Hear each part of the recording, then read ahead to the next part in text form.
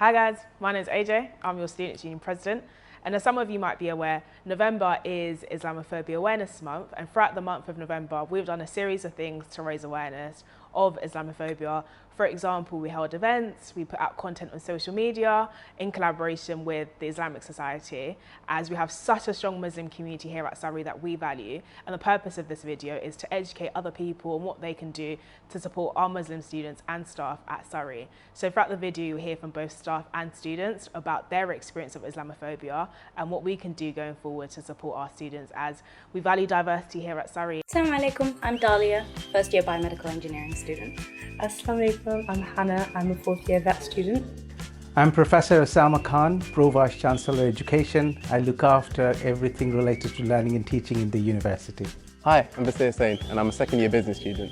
My name is Bukay Brizmi. I'm a final year business management student and I'm the president of the Islamic Society.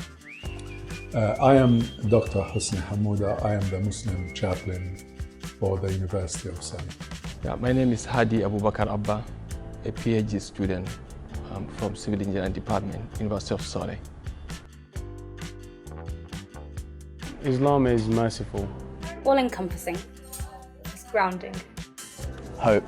Being a Muslim means I submit myself totally to my Creator. And it means that when all rational explanation of the world stops, I can rely on something probably slightly irrational. Islam is derived from peace, from salam. God is peace, and the greeting of Muslims is peace be upon you, assalamu alaikum. And believers go to the Dar es-Salam, to the residence of peace. Islam is a complete way of life. It touches all aspects of my life. Well, for me, I believe that everything happens for a reason, and it's my religion that gives me that positive outlook and that optimism that, well, whatever happens in life, whatever life throws at me, it can have a positive ending. And for me, it's just finding out what that reasoning is. And through my faith, through my belief, it keeps me going through life. Being a Muslim to me is my way of life. It teaches me the best way I can be around people, the best person I can be to people, and that isn't coming from, the scripture. It's coming from doing it myself, practicing it, and learning from experience that actually it's the best way I could live my life, and I wouldn't do anything to change it. So Islam is something that you refer to in the highest and lowest points in your life. It helps you overcome difficulties, and when everything else is lost and you're in despair, it's the last sign of hope that you have. To be a Muslim, I always feel happy without being depressed. Islam is the way of life that I live my life through. Islam is my relationship with my Creator, the Lord. It is my relationship with those who are near to me. It is the relationship with others, the Muslims, and beyond that, other communities. Islam is really tells me how to live my life in a very peaceful way, in a happy way, so as I can be happy myself and also introduce that happiness around you. So Islam has meant different things to me throughout my life, because growing up in a Muslim household, I was told to accept most aspects of the religion, and I just followed along with what my parents were doing. However, when I moved to university for the first time, I had to go out of my way to find out what Islam meant to me, and by doing that it deepened my faith, and it deepened what Islam meant to me, and I find it really useful. It's one of my favorite things about my life, which is my religion, because it teaches me how to be patient, it teaches me how to be tolerant, and it's a way of life for me. I haven't experienced Islamophobia to a major extent personally, but you do get those minor signs. For example, going over to an airport, experiencing a lucky security check. Oh, it must have been my mum wearing a lucky hijab or something like that. But in all seriousness, Islamophobia is not just direct. it can also be that fear that, okay, will my mum or my sister, if they go out actively wearing hijabs, will they be able to come back home safe? Will they be able to go out with no fear that something will happen to them?